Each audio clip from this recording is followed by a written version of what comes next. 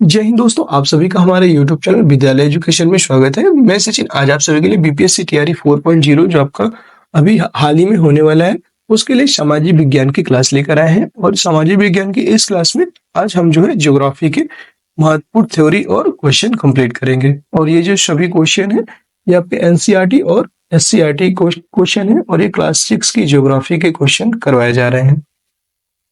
Fourth chapter आज का हम कंप्लीट करेंगे और इसके पहले 3 चैप्टर हमने ज्योग्राफी के कंप्लीट कर चुके हैं। इस पूरी क्लास में आपको एनसीईआरटी और एससीईआरटी का संपूर्ण निचोड़ देखने को मिलेगा। तो चलिए स्टार्ट करते हैं आज के इस क्लास में। आप देख सकते हैं अध्याय नंबर 4 मानचित्र। हम लोग आज जो है मानचित्र के बारे में पढ़ेंगे।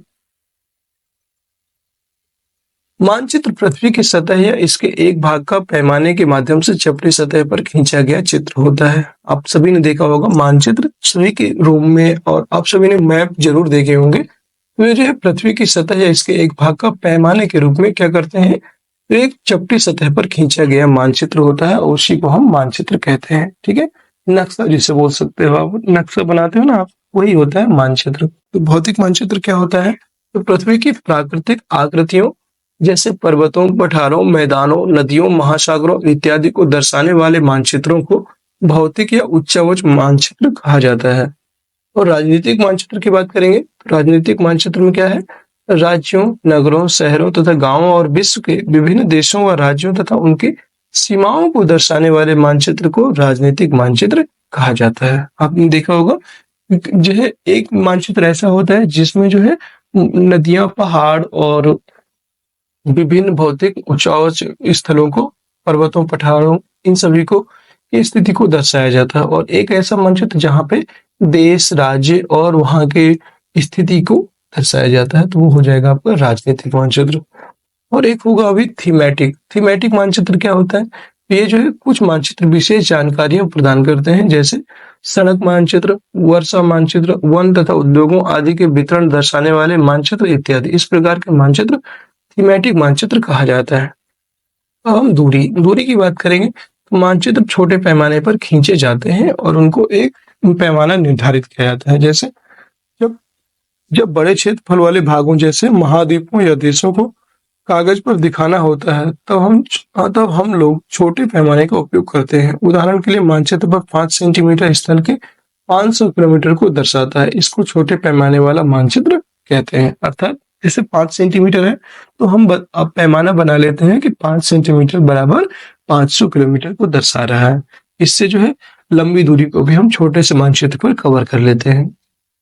जब एक छोटे क्षेत्रफल वाले भाग जैसे आपके गांव या शहर को कागज पर दिखाना होता है तब हम बड़े पैमाने का उपयोग करते हैं। जैसे स्थल पर 500 मीटर की दूरी को मानचित्र पर 5 सेंटीमीटर से दर्शाया जाता है। इस प्रकार के मानचित्र को बड़े पैमाने वाले मानचित्र कहते हैं। बड़े पैमाने वाले मानचित्र छोटे पैमाने वाले मानचित्र की अपेक्षा अधिक जानकारी प्रदान करते हैं। दिशा क्या होती है, तो दिशा जो है अधिकतर मानचित्रों में ऊपर जो है दाहिनी तरफ तीर का निशान बना होता है। राइट साइड आप देखेंगे वो तीर का निशान बना होता है जिसके ऊपर उत्तर लिखा होता है और यह तीर का निशान उत्तर दिशा को दर्शाता है। इसे उत्तर रेखा कहा जाता है। आपने देखा होगा कि उत्तर, दक्षिण, पूर्व, पश्चिम की 4 दिशाएं होती है ना। चित्र में 4 मुख्य दिशाओं उत्तर, दक्षिण, पूर्व एवं पश्चिम को दिखाया गया है। वे प्रधान दिग्बिंदु कहे जाते हैं। बीच की 4 दिशाएं हैं उत्तर पूर्व के बीच में जो है उसे हम पू और पू मतलब लगा देते हैं ना। आप देखे होंगे दक्षिण पूर्व, फिर दक्षिण पूर्व, दक्षिण पश्चिम और उत्तर पश्चिम, इस तरह से जो है आप लोग लिखते हैं। जैसे सबसे पहले उत्तर दिशा, दक्षिण दिशा, पूर्व और पश्चिम, फिर उत्तर और पश्चिम के बीच की दिशा उत्तर पश्चिम जिसे हम वायव्य कहते हैं। तो ये उत्तर और पूर्व, ये जो है क्वेश्चन हमेशा पूछा जाता है। कभी कभी जो है आपसे दिशाओं के बीच की दिशा पूछ लेते हैं। ठीक है, तो उत्तर और पूर्व के बीच की दिशा को क्या कहते हैं, तो उत्तर पूर्व, और इसी को ईशान कहा जाता है। पूर्व और दक्षिण के बीच की जो दिशा होती है उसे दक्षिण पूर्व और इसे आग्नेय कहा जाता है या आग्नेय वो भी बोलते हैं। ठीक है, अग्नि या आग्नेय दोनों बोलते हैं, याद रखेंगे। आग्नेय भी कहीं कहीं पर आपको लिखा मिल जाएगा। ठीक है, फिर दक्षिण और पश्चिम के बीच की दिशा को नैऋत्य कहते हैं, दक्षिण पश्चिम। ये जो है एक प्रधान दिग्बिंदु देख सकते हैं आप। प्रधान दिग्बिंदु किसे कहेंगे, ये जो है आपका 360 डिग्री है यहाँ पे इसका सेंटर है 360 डिग्री नॉर्थ, 90 डिग्री ईस्ट और वेस्ट, 270 डिग्री वेस्ट और 180 डिग्री साउथ। ये इस तरह से कुछ आपका प्रधान दिग्बिंदु बनता है। इसे हम दिक सूचक भी कहते हैं, याद रखिएगा। दिक सूचक मतलब दिशा सूचक, इसे क्या बोलेंगे? दिक सूचक।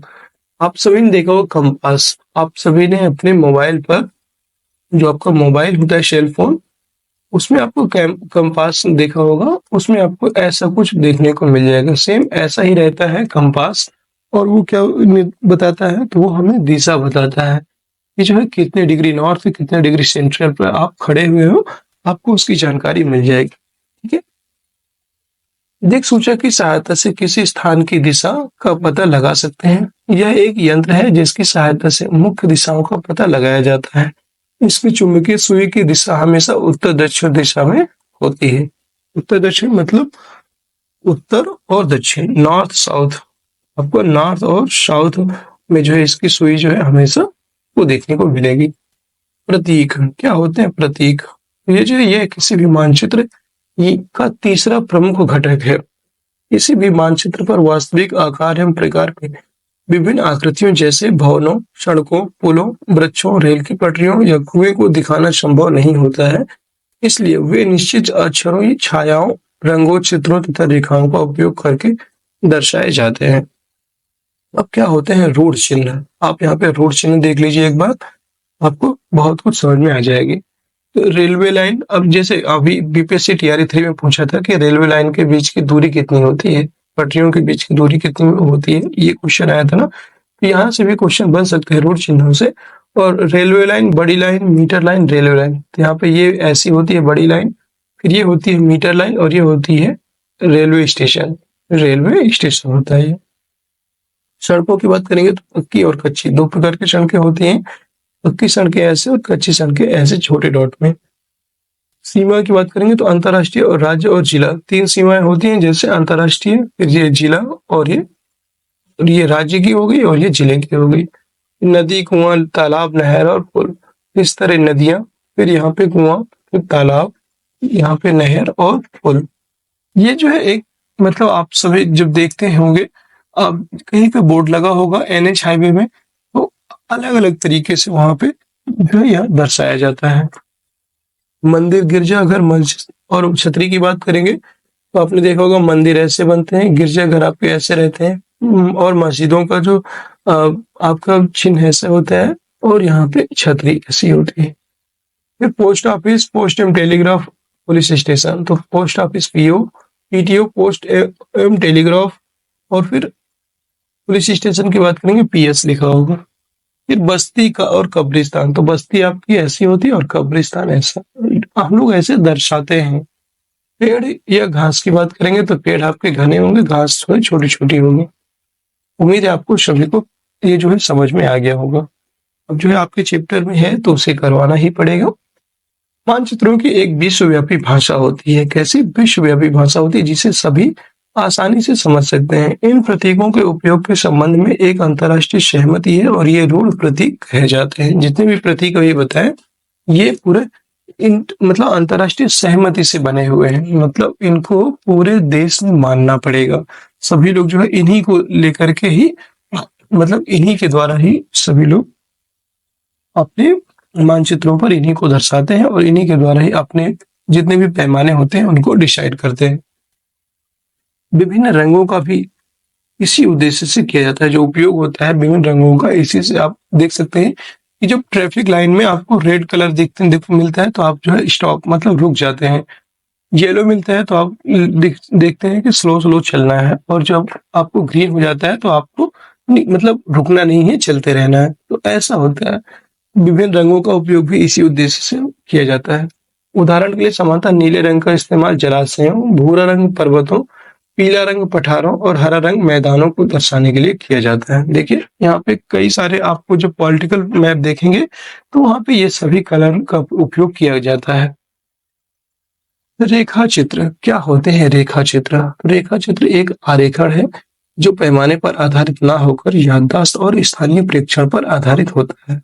कभी कभी किसी क्षेत्र के एक कच्चे आरेखण की आवश्यकता है वहां के एक स्थान को दूसरे स्थान के सापेक्ष दिखाने के लिए होती है रेखा चित्र। इस प्रकार कच्चे आरेख को बिना पैमाने की सहायता से खींचा जाता है तथा इसे रेखा चित्र मानचित्र कहते हैं। खाका, खाका क्या होता है? तो एक छोटे क्षेत्र का बड़े पैमाने पर खींचा गया रेखा चित्र खाका कहलाता है। ठीक है, खाका मतलब आपने देखा होगा कि उसका हमने लेखा जोखा या खाका तैयार कर लिया है। जैसे मान लीजिए कोई प्लॉट होता है, आप देखे होंगे आपने कोई प्लॉट खरीदा तो आपने उसका मैप का खाका तैयार करते हैं। सबसे पहले जितने भी उसमें कमरे बनाएंगे वो एक रेखा चित्र तैयार करेंगे, जो खाका तैयार करेंगे उसी को हम क्या कहेंगे? खाका कहते हैं। पहले से एक प्री प्लान एक मैप बना लेना, नक्शा बना लेना, वही होता है। अब हम इसके महत्वपूर्ण प्रश्नों को कंप्लीट करेंगे। महत्वपूर्ण प्रश्नोत्तरी। पर्वत, पठार, मैदान आदि को दर्शाने के लिए किस मानचित्र का प्रयोग करते हैं? अभी आपको बताया था जो आपके पर्वत, पठार और मैदान ये सब होते हैं उसको दर्शाने के लिए हम लोग जो है भौतिक मानचित्र का प्रयोग करते हैं। फिजिकल जो होता है ना, आपको सी ऑप्शन राइट हो जाएगा। फिजिकल मानचित्र, भौतिक मानचित्र का प्रयोग किया जाता है। पृथ्वी की प्राकृतिक आकृतियों जैसे पठारों, पर्वतों, नदियों, मैदानों, महासागरों इत्यादि को दर्शाने वाले मानचित्रों को भौतिक मानचित्र या उच्चावच मानचित्र कहा जाता है। अगला क्वेश्चन है क्वेश्चन नंबर 2। विभिन्न विभिन्न देशों व राज्यों तथा उनके सीमाओं को दर्शाने के लिए किस मानचित्र का प्रयोग करते हैं? तो देशों, राज्यों और उनकी सीमाओं को दर्शाने के लिए राजनीतिक मानचित्र का प्रयोग करते हैं। Political map, B option right हो जाएगा। यहाँ पे हम लोग जो है पॉलिटिकल जो है मैप का प्रयोग करते हैं, याद रखिएगा। राज्यों, नगरों, शहरों तथा गांवों और विश्व के विभिन्न देशों व राज्यों तथा उनकी सीमाओं को दर्शाने वाले मानचित्र को राजनीतिक मानचित्र पर दर्शाया जाता है। आपने देखा होगा कि जब आप राजनीतिक मानचित्र देखते हैं तो उसमें आपको स्टेट भी दिखता है, देश भी दिखता है और स्टेट जिले भी आपको देखने को मिलते हैं। ठीक है, नेक्स्ट आपको क्वेश्चन नंबर 3। वृक्षों के वितरण को दिखाने वाले मानचित्र हैं। जो वृक्षों का जो वितरण होता है वो हम किस में देखने को मिलता है? भौतिक मानचित्र में, थीमेटिक मानचित्र में, राजनीतिक, या इनमें से कोई नहीं। तो आपका जो थीमेटिक मानचित्र होते हैं उनमें वृक्षों को वितरण को दिखाया जाता है और ऐसे मानचित्र को थीमेटिक मानचित्र कहते हैं। बी ऑप्शन राइट हो जाएगा। वृक्षों के वितरण को दिखाने के लिए थीमेटिक मानचित्र का प्रयोग करते हैं। थीमेटिक मानचित्र विशेष जानकारियां प्रदान करते हैं, जैसे सड़क मानचित्र, वर्षा मानचित्र, वन तथा उद्योगों आदि के वितरण को दर्शाने के लिए इस मानचित्र का प्रयोग किया जाता है। नेक्स्ट आपका जो है क्वेश्चन नंबर 4। पैमाना आवश्यक है। तो पैमाने का प्रयोग हम क्यों करते हैं? तो पैमाना जो होता है इसका प्रयोग हम करते हैं मानचित्र के लिए, रेखा चित्र के लिए, प्रतीकों के लिए, या इनमें से कोई नहीं। तो पैमाना जो है आपका मानचित्र के लिए होता है। ठीक है, जैसे लंबी दूरी को दर्शाने के लिए हम लोग पैमाना डिसाइड करते हैं ना, ये ऑप्शन राइट हो जाएगा। पैमाना जो मानचित्र है इसके पैमाना मानचित्र के लिए आवश्यक है। पैमाना स्थल पर वास्तविक दूरी तथा मानचित्र पर दिखाई गई दूरी के बीच का अनुपात होता है। मानचित्र छोटे पैमाने पर खींचे जाते हैं।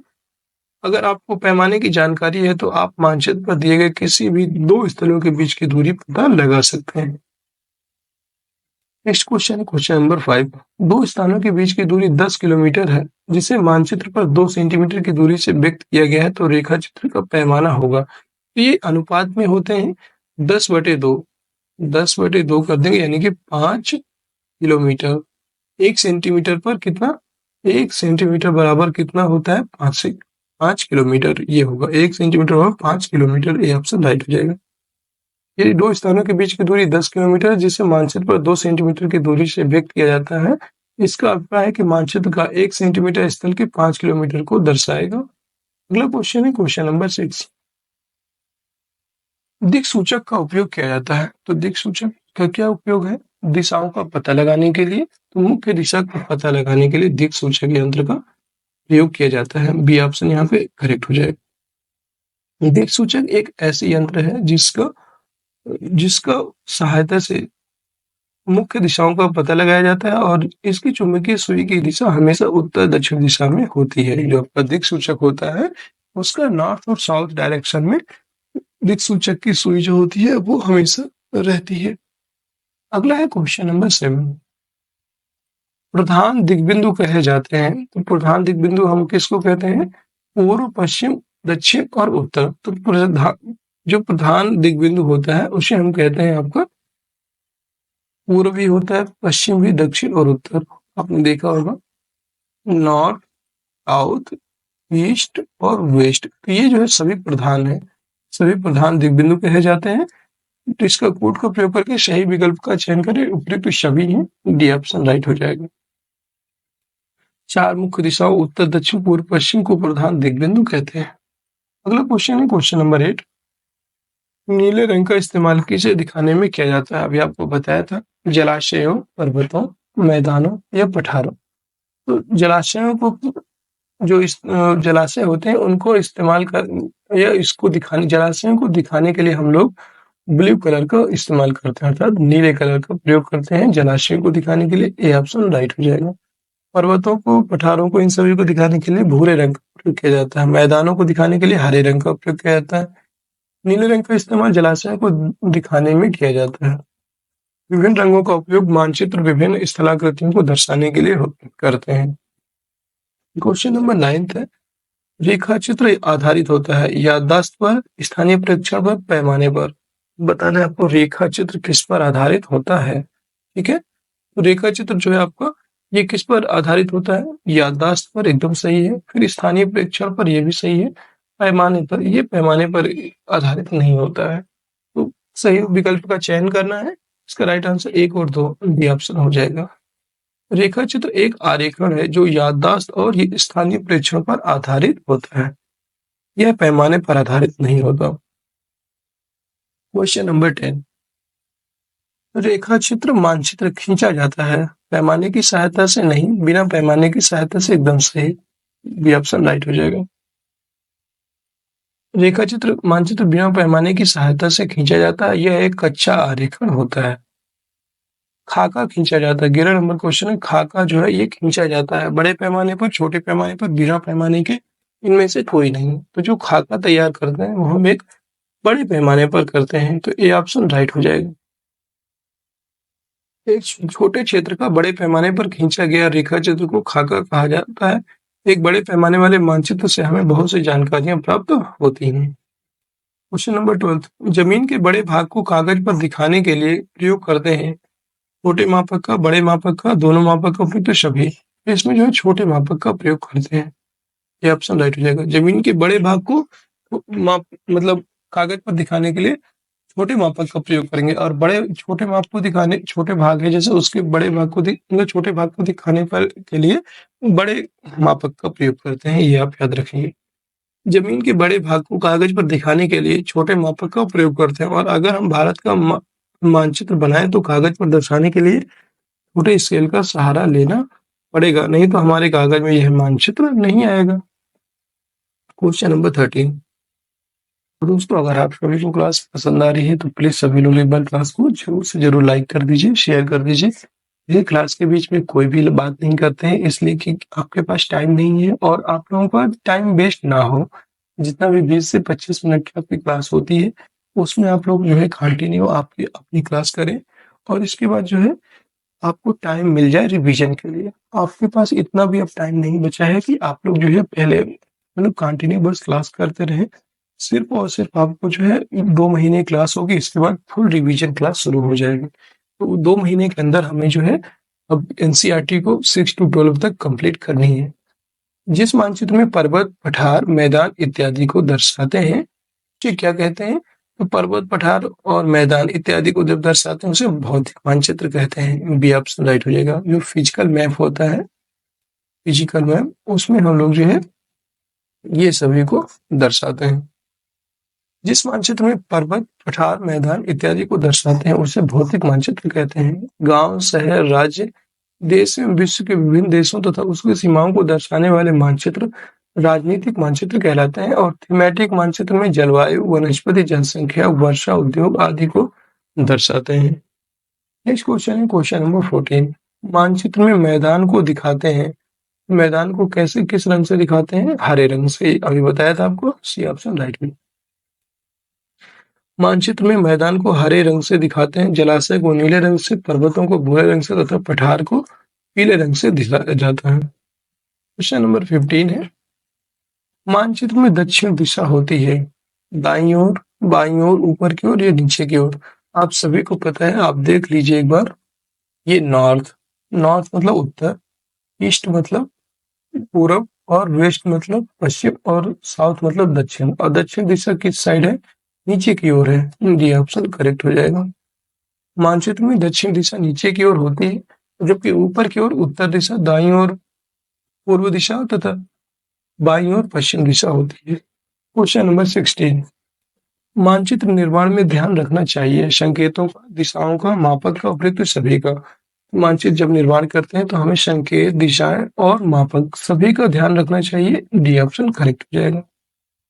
मानचित्र निर्माण में संकेतों का, दिशाओं का तथा मापक का ध्यान रखना चाहिए, और मानचित्र में सभी चीजें संकेत के रूप में दिखाई देती हैं। मानचित्र बनाने में व्यापक का सहारा मापक का सहारा लेते हैं, जैसे 1 सेंटीमीटर बराबर 1 मीटर, 1 सेंटीमीटर 1 किलोमीटर। मानचित्र में उत्तर दिशा जो है ऊपर की ओर एवं दक्षिण दिशा नीचे की ओर दर्शाते हैं।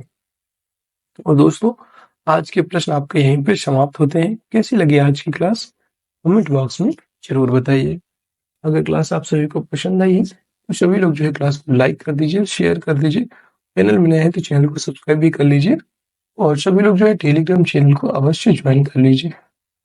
टेलीग्राम चैनल जो है हमारा, इसका लिंक आपको जो है वीडियो के डिस्क्रिप्शन में मिल जाएगा, और आप जो है सर्च करके भी इसको ज्वाइन कर सकते हैं। और आप सभी जो है क्लास को ज़्यादा से ज़्यादा शेयर जरूर कर दिया करिए। कैसी लगती है क्लास, इसके बारे में भी जरूर बताया करें। मिलते हैं फिर किसी नेक्स्ट वीडियो में। तब तक के लिए जय हिंद, जय भारत। Thank you.